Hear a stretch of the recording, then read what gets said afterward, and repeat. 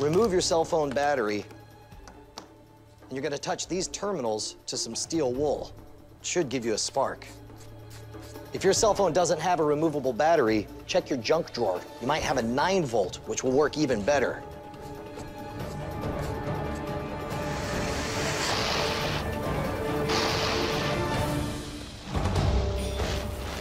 Once you have that heat, a little bit of lint, you got it easy fire in no time. Wow, that's valuable advice. I say we start the show!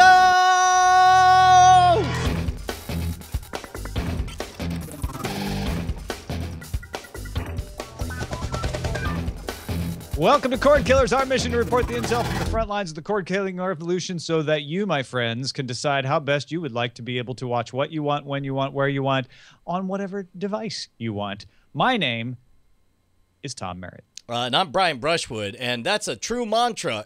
And I certainly hope that the way you want to watch Hacking the System is on cable tonight, and in America, because boy, have I gotten a lot of tweets from people in Canada and Europe and all over the place who were hoping that it would be in their area. All I'm going to say is like MTV used to say, call your cable provider, bro, and let them know. You know what Brian's doing? He's taking money out of that system and then spending his time helping you press the system to change. Ooh, I like that. Pressing the system to change. My newest show on that Also with us to help press the system to change is Miss Christy Cates back on the show. Welcome back. Thank you. Pressing the system. Yay! Wait, have you fancied up your studio since we last saw you? I like this background light. You've got kind of I did not. An awesome demonic glow from behind you. Somehow I missed that before. Did you open a hellmouth in your room? That's right. As one does. She didn't like that. Very sad. No, I was just thinking maybe behind you might want to check and see if there's one there. Well, during the show, if anything creeps up over my shoulder, you'll know to tell me to run. We'll let you know right away. Since I can't see. So thank you. All right, let's get going with the primary target. Amazon is all over the place with new content announcements. Today, they announced they're going to do Amazon original movies, 12 movies a year is their ambitious hope. In theaters, then moving to Amazon Prime 4 to 8 weeks after they appear in theaters. They're going to start with the first one sometime later this year. Amazon also signed Woody Allen to write and direct a 30-minute comedy series. That one's coming in 2016, bypassing Amazon's normal pilot program, which is also launched, and you can watch all the next round of Amazon pilots: Mad Dog, Salem Rogers, Table 58, Nico, Down Dog, The New Yorker Presents, a bunch of others, Point of Honor. But the one Christy and I were very excited about, Christy emailed me about this earlier this week, Man in the High Castle, Christy. Yeah. We're going to spoiler in time it, though. Oh, yeah. Have you watched any of these other pilots? No, I kind of fast forwarded through a few of them, and I just nothing caught my eye like Man in the High Castle did. The production value is so much better. I'll save it for spoiler in time, but nothing seemed nothing really stood out. I don't know. I wasn't that impressed with the rest of them. I think the one is the winner of those, but I think you vote to pick, don't you? Yeah. You vote to pick which ones they're going to make? Yes, and somebody sent in an email. I don't think I threw it in the doc, but he was asking us because he doesn't want to listen to spoiler in time because he doesn't want to actually be spoiled if he doesn't see something. But oftentimes we hold back saying whether or not we even liked a thing for spoiler in time, and I think that's an important question, Tom. Is spoiler in time our review time to say it? Because spoiler alert, I liked Man in the High Castle or the Man in the High Castle a lot. Yeah, and frankly, I mean, some of these others, Point of Honor, Civil War, period drama, there's Salem Rogers is about an overly confident, blunt, hard-partying former supermodel. They just don't, the concepts themselves don't really capture me. And there's a lot of kids programming here too, though, of course. Which is a smart move. Smart move. My kids love the Amazon Prime ecosystem. They love speaking their selections into the Fire remote and all that stuff. It's a gimmick and it's a silly thing, but the kids love it, and they certainly spend a lot more time there. Actually, I take that back. One other one did catch my eye, The New Yorker Presents. I don't know if you guys looked at that one, but it's kind of a lot of shorts and vignettes put together into a show. And I mean, it wasn't really innovative, but the way they put everything together was kind of interesting, and the content was pretty good. So I thought that was at least different. So do you get more than one piece of content in each episode? Yeah, it looked like there were like little, like a little clump of stories, and they kind of ran one after the other. Are these like NPR style news stories? Or are they're fictional vignettes, or kind of like a mix? It was like if you're reading the New Yorker and you're reading the stories and they're all different. It was kind of that scenario, which I thought was interesting way to do it. So the pilot has a doc from Jonathan Demme. He's an Oscar winner. That's pretty cool.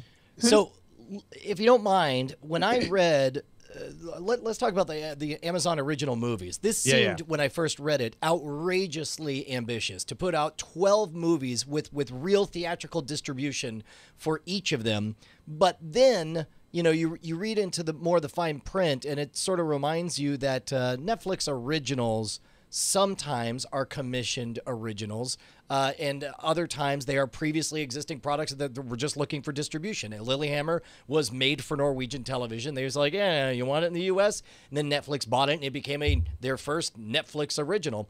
This is the same kind of thing they're doing with the Amazon Prime movie distribution, and it sounds like they're essentially becoming a Fox Searchlight, is what it looks like to me, like an independent movies. There was some language that just screamed. Well, it's both. From what I've read, it's they want to produce some movies, which would mean like bankrolling them directly, but they also want to acquire for distribution. It'll be interesting to see how much they do of each. Correct. Well, the thing is, too, if you look at in 2014, I think what I read was the 6 major studios between them released 120 movies. So that's 20 each a year. And granted, they do that, so they're used to that, and they're a big movie studio. But I don't know if it's that ambitious, because like Brian said, some of the things might have been produced already. Some might not take that long to produce at all if they're less complicated to produce. So maybe it's not that wide-reaching of a goal. Yeah. Well, I think one of the keys here is like, can you get enough theaters to sign on? Can you get enough people to buy tickets that when you do move it to Prime, can you move enough people into Prime to pay for the acquisition cost of 12 movies? I guess that's what I'm getting at is I wish I knew a little bit better about the theatrical release business, and I'm sure if someone out there listening can shed some insight on this, but I would think that you're looking at more of the independent theaters. You're not looking at distribution at AMC or Cinemark. You're looking at, more Alamo Draft Houses and a few Landmark, those kinds of places. Yeah, exactly. Yeah. And in that regard, I do believe, it really could just be like, hey, this exciting thing got some, Oscar buzz for X or Y or Z. Same places that were willing to screen The Interview, even though it was being released online at the same time. Exactly. And had all the controversy. Might be willing to do that's actually exactly what I thought. I'd be curious to see which of these 12 movies gets the biggest distribution. That's an interesting numbers game that I don't think we've ever really looked into on Cordkillers. Is how big. We rarely count or talk about the number of theaters different movies are in, except for when we talk about it in the movie draft. No, they still are getting exclusive in the theaters, 4 to 8 weeks, depending on the movie. That's different than Netflix, which is making a Crouching Tiger sequel, and it's going to go on Netflix the same day it goes in the theaters. That to me is Amazon's being a little more cautious here. They're trying to get a little more theater distribution. Now that we're a couple of years into the experiment of releasing day and date, and we've seen things like The Interview happen, and Upstream is it Upstream Color? Boyhood is in theaters right now, also available for rent or purchase online. We were fairly fired up about the idea of releasing stuff day and date on home video. I don't know that I'm quite as excited about it now. I think there's something weirdly. I think I was like, I kind of like having my presents wrapped. So I don't know how to feel about it. Christy, is this something that is important to you? The idea that you could get something in Amazon the same day it's in the movie theater or not? I don't know if it's important. I think it's a pretty awesome bonus, though. I mean, then you kind of have the option if you want to pay to go in the theater, or now would that be already bundled with the Amazon Prime fee that you're paying, or are they talking about buying that as a separate standalone, like you'd pay $4.99 or something because it's a new release? It's part of the bundle. Yeah, you don't have to pay any extra. Well, then then I think that would be really cool. In this case, for online, it's part of the bundle. For going to the theater, you'd have to pay extra. Right. Yeah. Although that would be pretty cool if you showed your Amazon Prime membership card. just got in free. Theater. It's like your Sam's Club gets you into the movie for free. They should totally do that. That would be amazing. So what about? Do you think this is a smart play for? It seems like the Woody Allen thing is, obviously a bit of a controversy around that Woody Allen. Don't know if you heard about that. it makes sense that he's such a big name and such a draw that they would sign him for this kind of thing, and they would skip their traditional pilot service. I mean, I guess that's what they did with Transparent as well, didn't they? They didn't do that in their regular pilot season. They just did a whole season of it. Is that right? I forgot that. That's weird. Man, I just feel I could be wrong. I could be wrong, but I would have thought that we would have noticed how extraordinarily good just the pilot was. So it makes sense from a name draw, but do you think that Woody Allen skated any kind of or as Beatmaster says, he's no Cosby. So as far as reputation goes, people keep making movies with him. Kate Blanchett was in Blue Jasmine, for instance. Woody Allen continues to make movies. They continue to get distributed. There is controversy around Woody Allen. It all depends to me on whether he gets good actors to be in this series. What do you think, Christy? I'm wondering. I mean, it seems like the lines are getting really blurry, so I don't think actors may not object to being in something that's on Amazon Prime that's an exclusive, or Netflix that's an exclusive, because the quality of the programming is getting so much better that maybe the lines are blurring. They're not going to say, oh, this isn't a big screen movie, I don't want to be part of that. They'll say, yeah, because look at all the other great things that they're putting forward and they're putting out. Spider-Bite in the chat has a really good point. He says, just the mere fact that Woody Allen is moving to television, whether or not it's new media, whether or not it's Amazon, is a huge, huge thing. Yeah. Yeah. I mean, that is interesting. Like, it's first television show he's ever produced or written or directed. God, I'm sorry. All I want to do is just talk about Man in the High Castle. I just want to spend the next hour. By the way, I looked it up. Transparent was in the pilot season of February 2014 because Kate Arthur at BuzzFeed wrote, but it's also anxiety producing because what if I never see another episode of Transparent? She loved the pilot so much. That's amazing to me that I totally missed that, and that it didn't generate or I'm sure it generated a lot of buzz. It was on BuzzFeed, but for whatever reason, it didn't generate enough buzz for me to see it at the time. But to be honest, I'm glad I didn't see it at the time, because binging that, I mean, I already told you, I think that's my show of 2014. I think is the best show that I binge watched of that entire year. So, well, good. All right, it's 2010 again, Brian. Is it? Yeah, 2010 is the number of patrons we have. I'm not going to get clever this week. Oh, heck yeah, man. That's amazing. Yeah, thank you to 2,010 of you guys contributing enough money to make it possible for us to keep this podcast 100% independent, and we don't owe nothing to nobody, and that's all because, well, actually, we owe everything to all of you. So yeah, we either don't owe nothing to nothing. Nobody. Like, our number one obligation is just to make you happy. We just want you want a foot rub? We'll give you a foot rub. Patreon.com/Cordkillers. Time for some Signals Intelligence. So I got two stories in here. Signals Intelligence always about streaming options, how you watch the things you watch. Two stories interesting. Dailymotion, which allows you to do live streams on its channel, is going to highlight game streams, formalize it with the launch of Dailymotion Games. They say gaming already generates 180 million video views every month. So they're going to partner up. They're going to make it official. All the biggest gaming sites around the world are part of this. IGN, GameSpot, GameCult, Jeux Video out of France, Join Dota. They've got a nice slot. They're going to have a Dailymotion Games app that I think you can already get for iOS and Android and for PS4 as well. So they're targeting Twitch, right? They're going to do a gaming platform like Twitch. Twitch, meanwhile, had two announcements. One is that there is a library now of 500 songs that users can stream without having to worry about getting taken down. They're licensed music, free for you to stream while you're doing your games. And it says they're going to broadcast original music and host music shows. Part of me just wants to say, wow, 500 songs. That's pretty much all of them, right? That's all the songs I know. Good job. I think this is the beginning of a long journey to correct what I believe is one of the most egregious, ridiculous problems with the live streaming space right now. Just as we went through years of nightmares with YouTube overcorrecting on content ID, and we're still feeling the echoes of that. I think that but however, nowadays with stuff like movie clips on YouTube, I can finally answer a tweet with just a link to The Big Lebowski saying, you know, well, that's just like your opinion, man, which is all I wanted to do to begin with. I think we're going to start seeing the beginning of this being fixed with the music on the live stream space.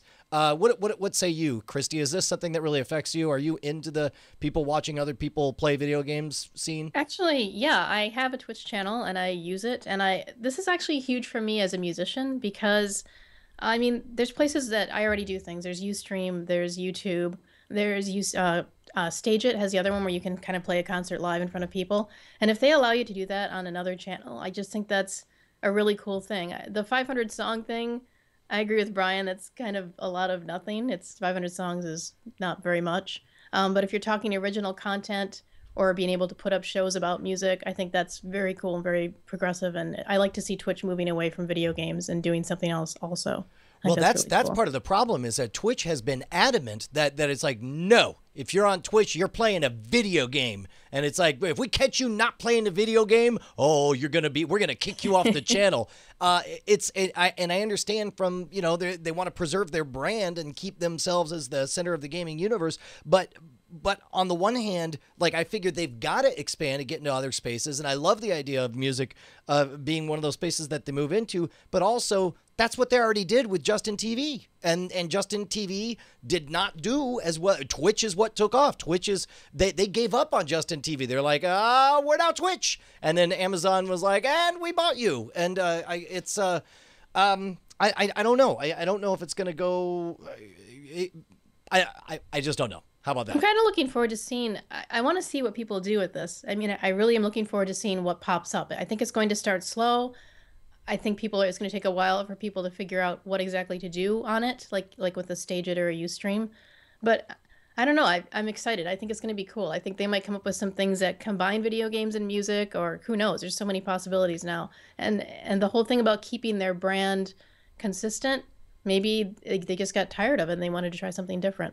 I don't know. I like it. One thing leads to another here, right? Yeah. Dailymotion is making a video game channel because they're doing what Justin already did. They're saying, hey, video games are hot even for us. We're not a Twitch, but we still got 180 million, 11 million unique visitors every month. Let's formalize that. Let's try to make a Twitch out of it. Twitch, meanwhile, realizes we can't just sit around and be like, hey, we're Twitch. We don't have to do anything, because someone like Dailymotion could eventually eat our lunch. So let's try to figure out a way to diversify and make it different. You know, if I was going to speculate wildly, which is apparently my only talent on this show, I would say that the next big battle is going to be, because a lot of these streaming services have had to deal with the pressures of remaining profitable as they scale to more and more viewers. They've had to move to different server distributions. So as a result, the lags have gotten much, much bigger. It used to be that Ustream and Justin.tv and Twitch and Dailymotion, well, I guess before Dailymotion even started doing live, all of them would have sub 5-second lags. We could ask a question, we could get a response from the chat instantly. And you'll notice that they've built into a lot of these services, even in the screenshot from this story, you can see that there is a participatory element. There's a live chat room element to almost all the successful Twitch channels. But now you have these lags of 20 or 30 seconds to where, like, an amazing thing will happen, sit around for a half minute, and then everyone will say, holy crap, I can't believe that frag. That was amazing. I wonder if that's not a space that Dailymotion could not only be more competitive, but utterly decimate Twitch on, because I know I had no interest in transmitting on Dailymotion Live until Twitch moved, or Justin TV moved to the higher latency distribution, and it was the fantastic Andrew Zarian over at GFQ Network that got us set up on that. But then Dailymotion switched over to that same system. So now for everybody watching live at home, we actually pay a Turkish provider, MetaCDN. Are they in Turkey? I think. And we love it because it's low latency. So I wonder if Dailymotion doesn't have an opportunity to make a major real estate grab by offering the lowest latency connections. Do you think that's going to put them in competition more with YouTube or more with Twitch? YouTube isn't even on the radar. YouTube is like 3 minutes. You do something and then 3 minutes later, they don't even have a proper chat system. They have a live updating comment system, which is an abomination. It's awful. Yeah, take that, true. YouTube. Shots fired. Full disclosure, Tom's wife works for YouTube. Well, also, I do Daily Tech News Show on YouTube Live, and my lag isn't that bad. It's about the same as Twitch. Yeah, which is 15... But it's on Hangouts, and there is no built-in chat room. But I prefer using our chat room anyway. I don't care. Yes. But I'll tell you what, man, I love... also, my wife. Man, I want that lag to be small. Well, and I do too. I am totally with you on that. I don't know that we're not in a minority there, though. I imagine there's a lot more people who stream games who don't really care about the instantaneous feedback of their audience. And I'm not saying they're right, and I'm not saying they're all of them. I think there are plenty that do. I just don't know if we're in the majority. Yeah, I suspect we are not, to be honest. But yeah, I'm trying to think of what competitive advantage can Dailymotion offer. They're late that would to definitely the game. Be one for me too. I mean, yeah, they're late to the game. They don't have a other strong competitive brand. advantage they could have is esports e-tournament rights, like having a stream for a particular tournament that Twitch doesn't have. I'll tell you what, Twitch is announcing that they have 500 whole songs that you can play. I believe that Dailymotion's been a little bit more lax on that side of things. I mean, there was a time. But remember, Twitch was lax. Then they cracked down because they were doing this deal. You can almost connect the dots right there. So I wonder if Dailymotion is just gonna drag their feet on that, because I remember their feet. I remember 5 or 6 years ago, Dailymotion was synonymous with that's where I went to go watch 24 or whatever obviously copyrighted material I wanted to catch. It was like they were the heyday of YouTube back in the pre-Viacom crackdown. Oh yeah, it was YouTube, and then it was Dailymotion, then it was Youku out of China. Like, there's always a hopscotch as one starts to get too big to be ignored by the industry. It all moves on somewhere else, feels like.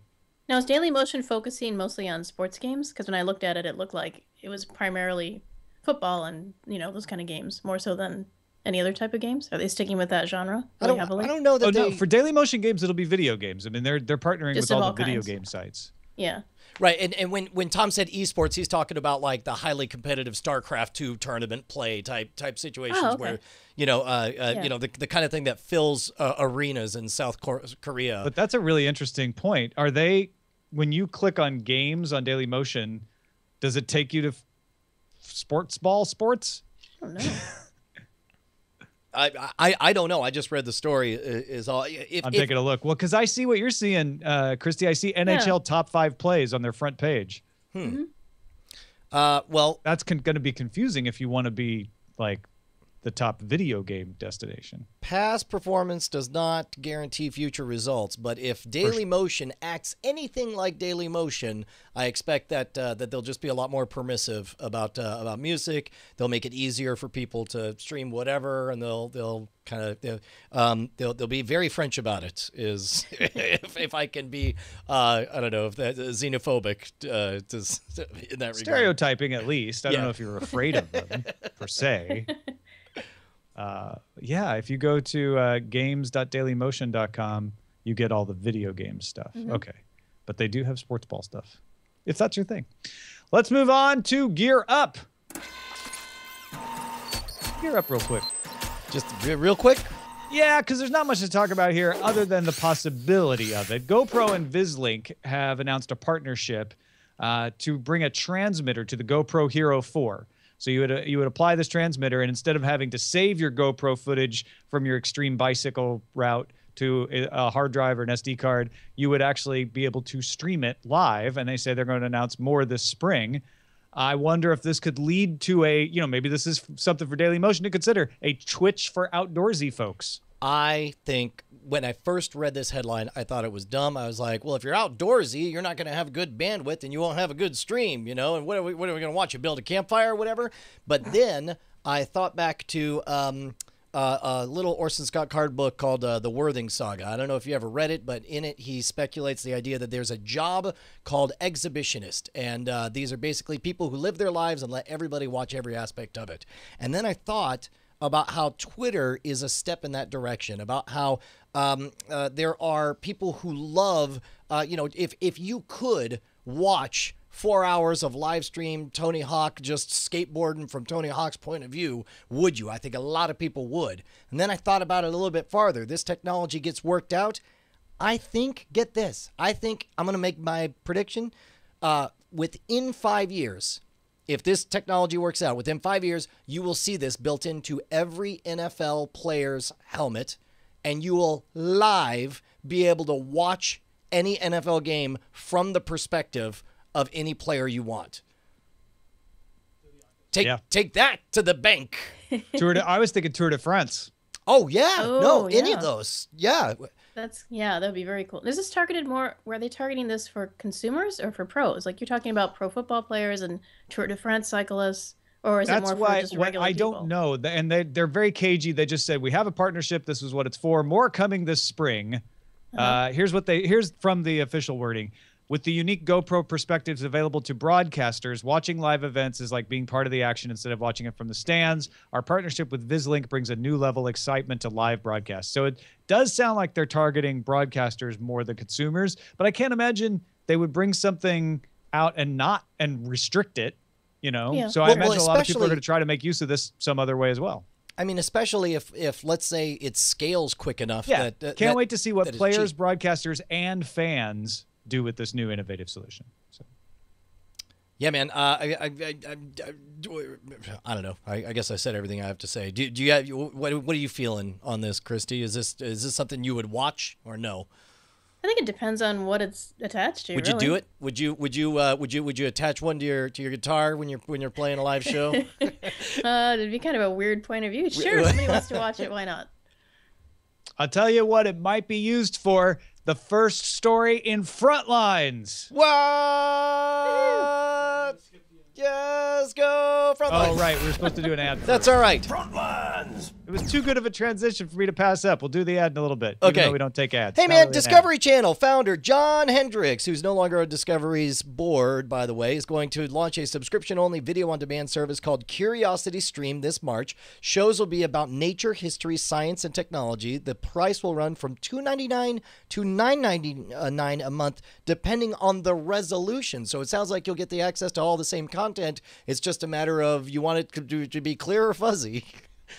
Which I got to imagine, if you're somebody who cares enough, if you're somebody who would watch like Sunrise Earth back in the HD days, remember when Discovery was the only channel that had pretty HD programming? Yeah. Hiking, biking videos with your Vislink, Christy. What do you think?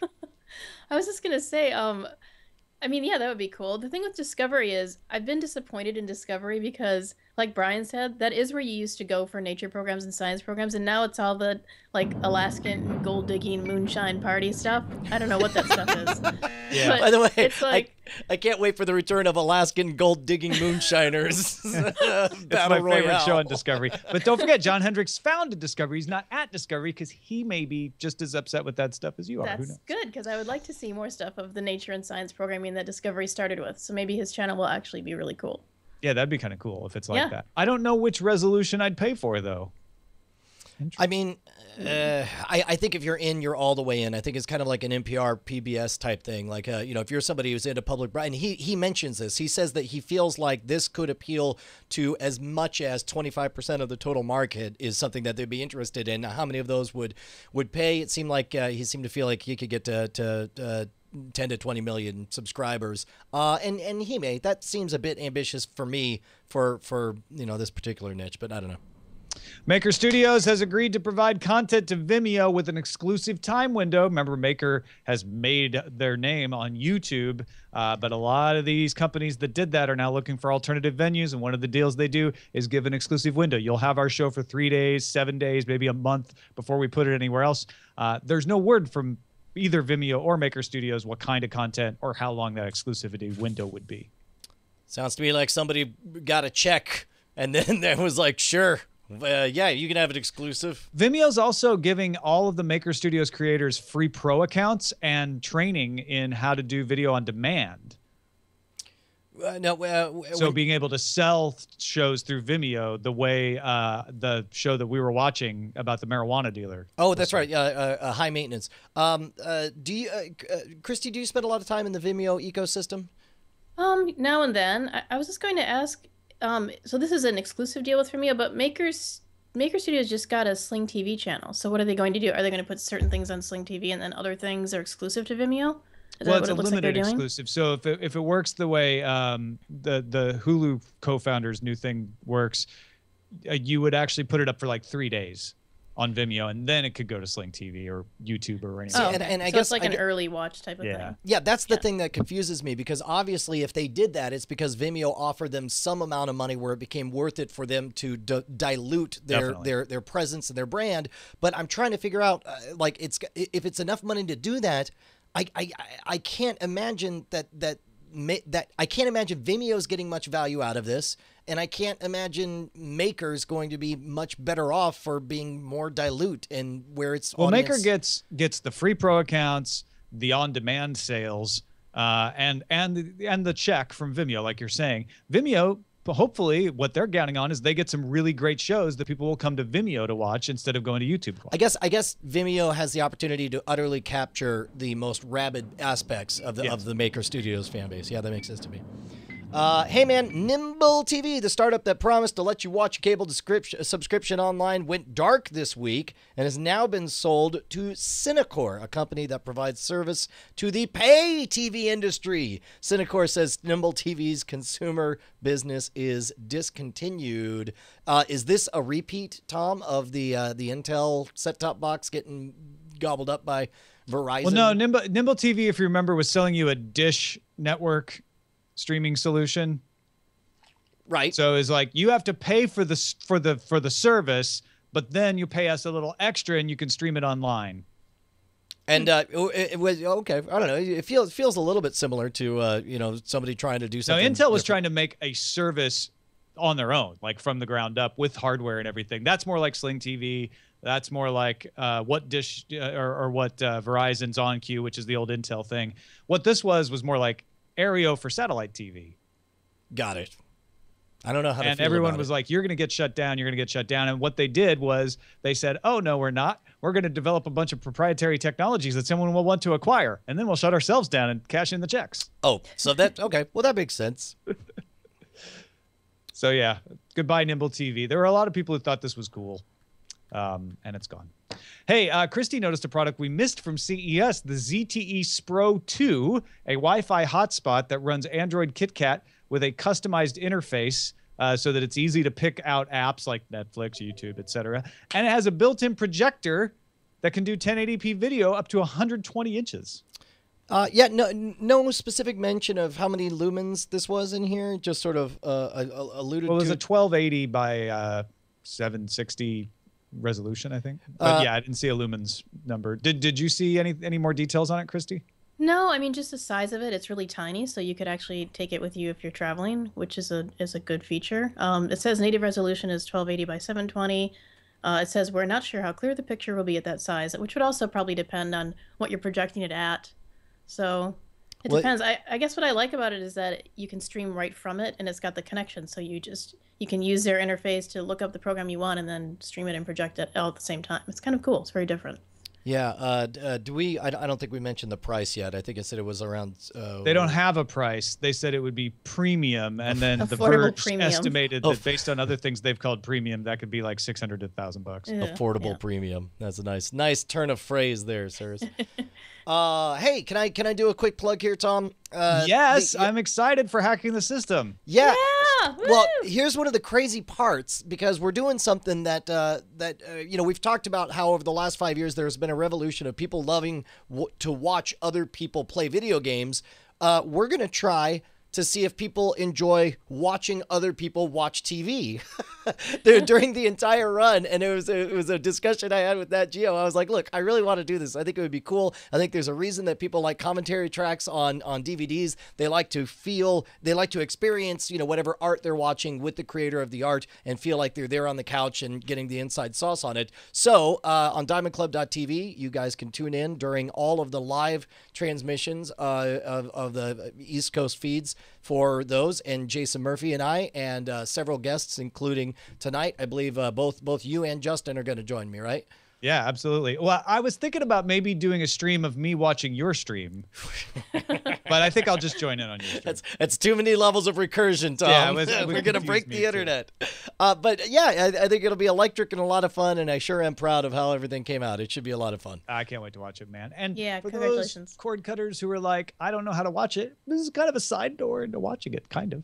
You could at least, that way you know what you could. Here's what you do: is you grab yourself your mystery novel and you turn us on and you just act like you're in the room with us. You're like, I'm not, whatever, and then just kind of half listen to what we're up to. It's like those scenes in movies where you're watching the horrible thing happen through the reaction of the person watching it. Yeah, exactly. It's like the trailers for the Passion of the Christ, where they just showed everybody reacting to the torture. Watching today's Hacking the System live commentary stream will be exactly like Passion for the Christ. So tune in today.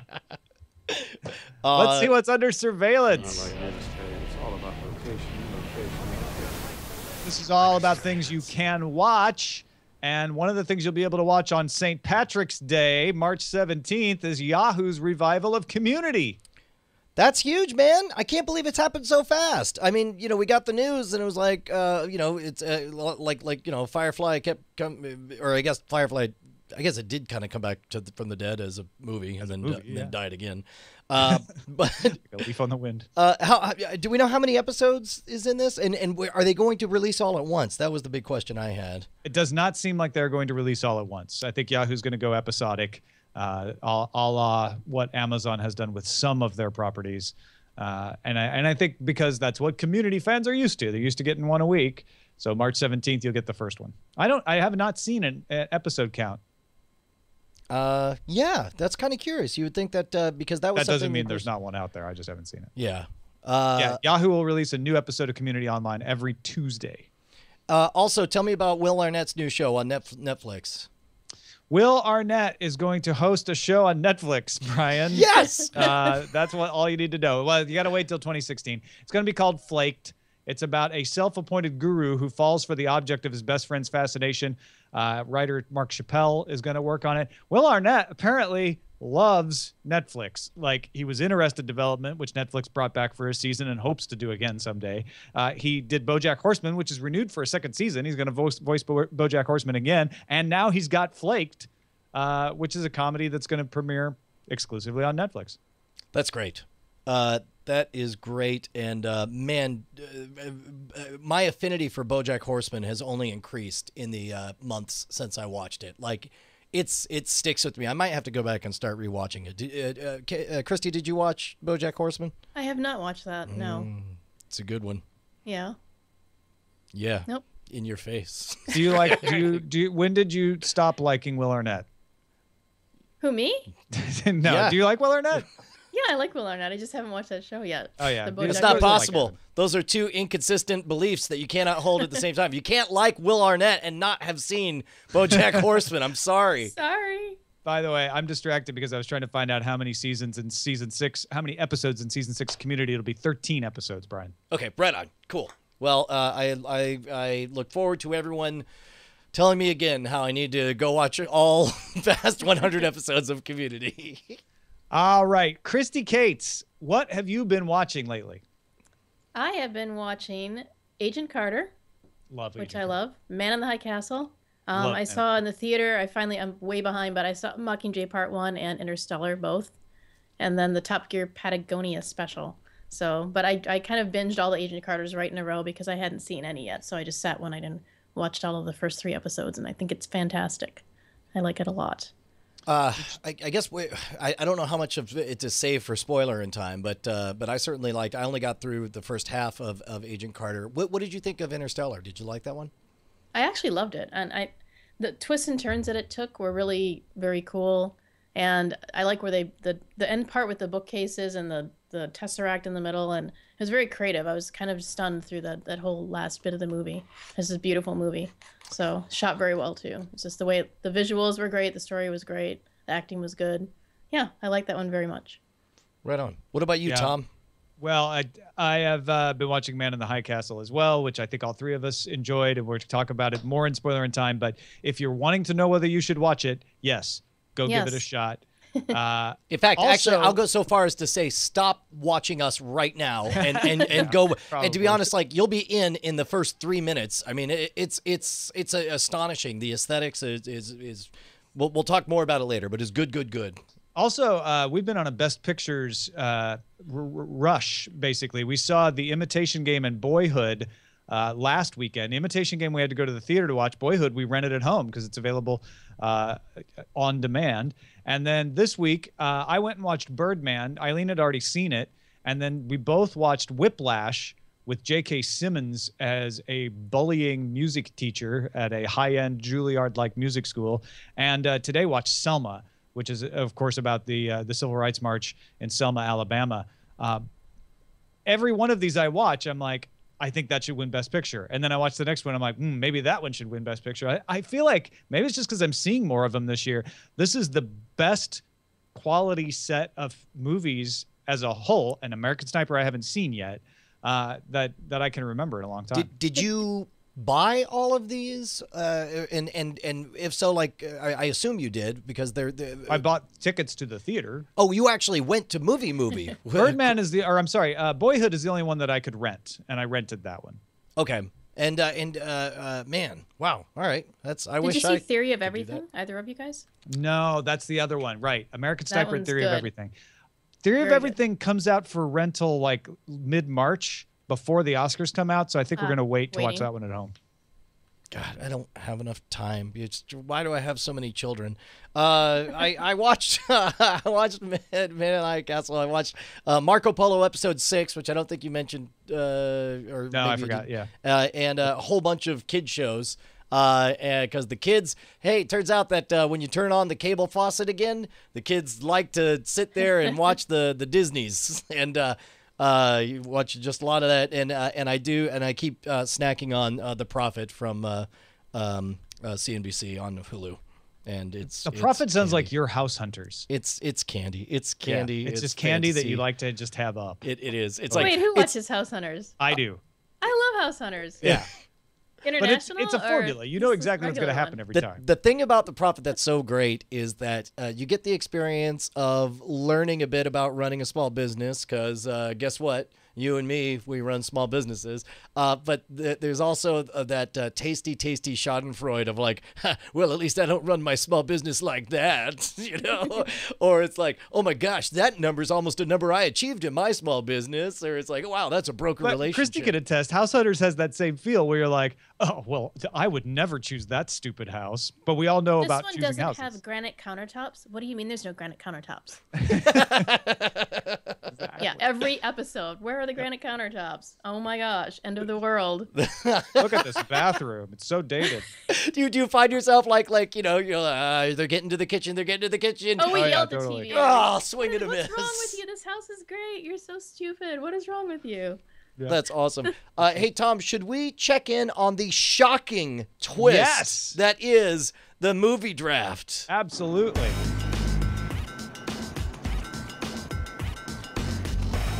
Hey, Brian, remember all that hand-wringing about whether Scott Johnson should have the interview or not? I think the problem may have solved itself with Brett Rounceville. Holy cow, you're not kidding. He's running away with it. There will be no asterisk this year. I'm really surprised about this.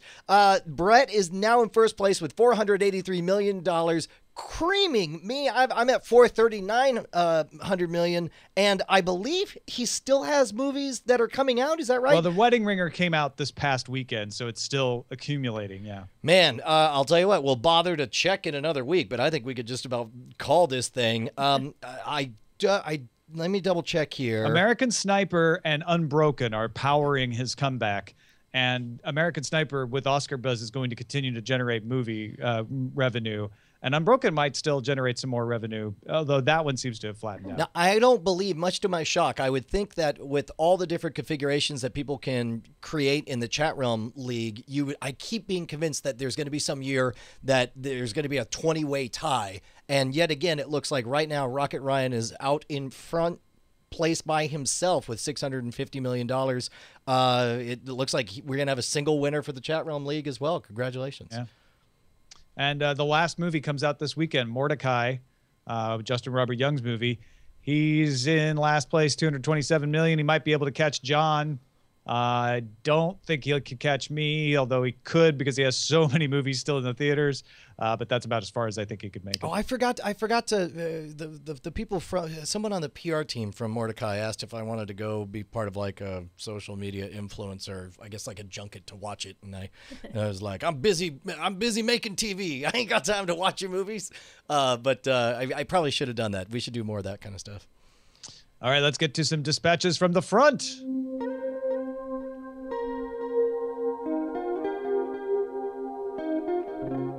Thurman, a student and sometime our boss, writes, Brian, I am a cord killer, but I used to love Aereo. I know you guys talk a lot about cable shows and primetime. How can I watch Judge Judy or other daytime shows? Okay, this kind of shocked me, and I put this in specifically to say, like, did it just never occur to you to plug in an antenna and just watch them? Like, I mean, is this a generational gap that all of a sudden nobody... I think Thurman's pointing out, you guys always talk about prime time when you talk about replacements for Aereo. You talk about dramas and comedies. What about my daytime shows, man? Give that some love. That's a good point. There's a place for that. That kind of there's a term I use for that television that I'm not going to say because and the answer is the same. You can plug in an antenna. Yeah. Although for people who and Christy, I don't know, are you able to plug in an antenna and get any signal where you live? It's interesting that you bring that up, Tom, because my stupid Comcast bill just jumped from $85 to over $110, and I plan on calling them next week to ask them why that suddenly changed, and we're talking about just getting an antenna. And I did look it up on the, how you can look up the range of the antenna based on the height and the zip code and all that. And yeah, we can get, I guess, 15 channels, all the networks, the major networks, and some PBS and some other stuff. So yeah, I think that's... AntennaWeb.org, I think, is the place, right? Is that where you went? Correct. Yeah. So go to AntennaWeb.org, Thurman. See if you get enough of the channels and then get an antenna. And if you're worried about time shifting, which apparently you're not, you just want to watch whatever Dave Time programming from your letter. But we like the TiVo solution for the over-the-air antenna DVRs. Bill sent in a quick note pointing out that if you're DVRing the Hacking the System. It's a show by my friend Bri Brush. Yeah, I don't know if you heard of it, but they on some DVRs are showing it not as a series, but as a sequence of individual specials. So you have to manually record each one. So just watch for that. Don't think that necessarily it'll automatically get the whole series for you.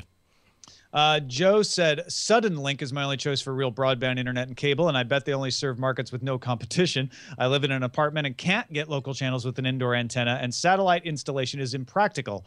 Last fall, Sudden Link dropped 24 Viacom channels, including Comedy Central. I've been watching The Daily Show and others on free Hulu since then. Today, I wanted to watch Season 2 premiere of Broad City on Comedy Central, but Hulu only has Season 1. So I went to Comedy Central's website to watch it. Viacom is blocking Suddenlink broadband customers in retaliation to Suddenlink not carrying their channels any longer. So my only choice if I want to watch Broad City legitimately is to pay $1.99 per episode. Municipal broadband needs to happen, says Joe. VPN might be able to help you around that too. Yeah. Well, and also it seems to me like these dust-ups happened all the time. Even if you had 5 different choices in your area, by the time you switch to another company, they would have already resolved it and made nice, is the way it always goes, right? Yeah, and unfortunately, it might not be Suddenlink's problem. I mean, it's not Suddenlink Broadband's problem that Viacom is punishing broadband customers because of the cable side of it too. I always find that to be... I don't like that. I don't like that when you punish the broadband customers. Like, wait a minute. you were giving this to me free when I didn't pay for it before, and now suddenly I can't get it. Like, yeah. That's actually one of that's one of my cord killing pet peeves is how you're trying to find a show that you like, and season 1 is over here, and season 2 is over here, and part of season 3 is over here, and you just sometimes you get so aggravated shifting around trying to figure out where the episodes are that it's just yeah, why can't we all just get along type of thing, you know? Seriously. And right? this is my own, like, I don't know if I'm picking a fight with the world, and, you know, someone could probably compel me to understand why I'm totally wrong. But, like, I hear everything he's saying about the frustration and about what a problem this is. But that last sentence of municipal broadband needs to happen is just so out of left field for me I hear that as I need one more choice. Please give me another choice, because then I won't, you know, I would have. He's basically saying the only way for me to get internet that is capable of streaming video is to get Suddenlink, and Suddenlink is blocked. I have no other choices. Yeah, if municipal I'll tell you what, man, happened, I at least have one more choice. Wait 20 minutes, because, like, you know, like we just saw the story that came out today where, you know, Google maybe, you know, finance this revolutionary, you know, 700 that might mile take more than 20 things. minutes, Brian. Yeah, I mean, in the grand scheme of things, like, stuff is happening so fast nowadays. So why stop any possibilities? Let municipal broadband, bring it on. All I can think fiber, about, bring it on. Space internet, bring it on. All I could think about whenever I hear municipal broadband is how excited the whole world was when Philadelphia announced it was going to give free Wi-Fi to everyone. All I could think about is Chattanooga, Tennessee, that's had gigabit fiber internet for like 3 or 4 years now, and is one of the top fastest cities in the world because of it. That's true. We'll see how you like it when there's triple gigabit space internet from Dimension 12. I don't know. Who knows? That's the point, is nobody knows. Hey, Steve, who is the guy who let us know that it takes a long time to make movies or make animation, so lay off about right. Turbofast coming out in waves. Wrote in to let us know that he has another new project that he's working on. It's on Amazon this time. It's free. It's called Nico and the Sword of Light. They did the entire thing in Ultra HD, 3048 by 2160p. He says for a 2D animated show, it is a first as far as he knows. So maybe it's something that I can watch with my kids, and I think I would definitely like to give that a try. It's one of the pilots that you can watch the pilot right now. Then I will have to. I'm so glad that I read this letter, because I remember we talked about the pilots and you're like, oh, and also a bunch of kids programming. So it just would have went whoosh right over my head. And so I don't think they have it in the kids programming section. I'm going to reopen this page to look. It is up with, well, I guess they just put a blurb between Nico and the Sword of Light and the Stinky and Dirty Show. I'm so thrilled that we have people who work in the industry who are fans of the show. Thank you very much for this, Steve. I'll do my best to watch it over the next week.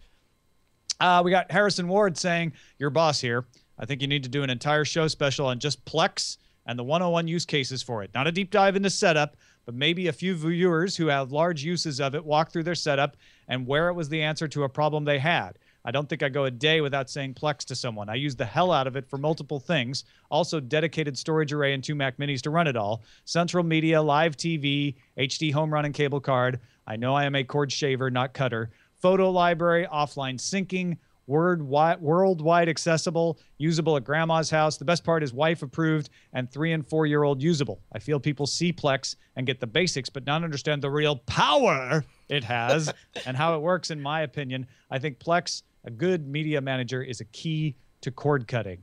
So I guess what he's saying is you don't understand the power of the Plex side. He needs us Here, we'll keep the local cord cutters in line. I have Plex. It's running right over there. I have the Roku app upstairs. I have the apps on all my mobile devices. It is excellent for music. It is excellent for being accessible anywhere I want to go. It does not handle any kind of legal video I own. Well put, really? Sir. No, because it's really, Plex is really good. It's like, here, I see all these iTunes TV shows that you own. And then when I try to play it, it's like, ooh, no, I can't play that. I'm not allowed to play that. Kyle felt compelled to write in and say, I have to grudgingly echo what Brian said about AT&T. I rage quit Cox a year ago, braced myself for a new round of headaches with AT&T. But the installer showed up, and on time, it was a total pro. Great guy. He's eager to talk about how everything worked and the future of the industry. I did have some early internet issues, but a different AT&T work crew showed up the next day and fixed a bad connection out at the street level. I'm now paying $70 less than I was with Cox, with a far more dependable connection and better DVRs. I will agree, man, the DVRs are so much better. I spent that miserable decade and a half with Time Warner. I feel kind of guilty being back on cable, but really excited about my experience with AT&T. Brian, is this Uverse, or what is this that you're talking about? Yeah, well, it's just the AT&T Uverse. I don't know if it's different by region for the distribution. We happen to be in one of the areas that has the I think they call it Gigapower. It's their fiber cable or fiber internet, and then we finally upgraded to cable because I wanted my kids to be able to watch the TV show, and I'm stunned. They've been great. It's what I've been saying, man. When you have competition, somebody has to be better, and that's what AT&T is doing. Sounds like he's doing it the same here, and we're not against that on Cordkillers. Like, we're not against the idea of a service being provided in a well and truly valuable way. We just want you to have control and have choice over it. So that's awesome. Thanks, Kyle. Then Andrew said, I don't remember this being addressed on the show, or if it's new, Ultraviolet lets you share your library with up to 5 other users. He goes on to talk about how it's kind of difficult to find, although he said Voodoo is the best place to find it. They make it the easiest. There was a service earlier last week, I guess, that was taking advantage of this to share everyone's library with everyone else, which was awesome until they shut it down. It shut down already? Yeah. As soon as it got picked up by TechCrunch, it was shut down the next day. The one thing I liked about Andrew's note was that he pointed out, he says, you've talked before about how people don't seem to understand what Ultraviolet is and seeing how it's been implemented. He says, I'm starting to think that they're waiting for it to only be a tag, like a label or something, like maybe like all those logos on the back of your ATM card. That's exactly what they want. He says, I don't know if my bank is part of the Star network or the Pulse network. All I care is I stick my card in and I get money. Different ATMs will give me different features, balances, transfers, etc. Just like different retailers will let me go with do different things with my movies, but it's Ultraviolet providing the back end. So maybe it'll be as ubiquitous and we can be as ignorant about how or why Ultraviolet works as we are with our ATMs. Oh yeah, no, that's been the promise of Ultraviolet since the very first time we ever talked about it. The question is all in the implementation. The fact that it took you a while to figure out how to make that work is the problem, right? If it gets to the point where you don't care about Ultraviolet, that's what they want. Yeah. Hey, Christy, where can people see a lot more of you? Everything is at ChristyCates.com, and I actually wanted to mention with Pixis Magazine, which is the magazine that I edit, we are very geeked about a project we're doing.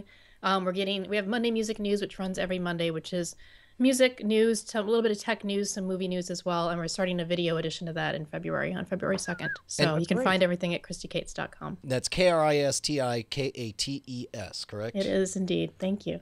Go check it out, ChristyCates.com. And Pixis Magazine, it should be pointed out, I wouldn't have spelled this correct. It's PYXISMAG.com. Yes, for Pixis thank you. Magazine. Right on. Mag. Correct.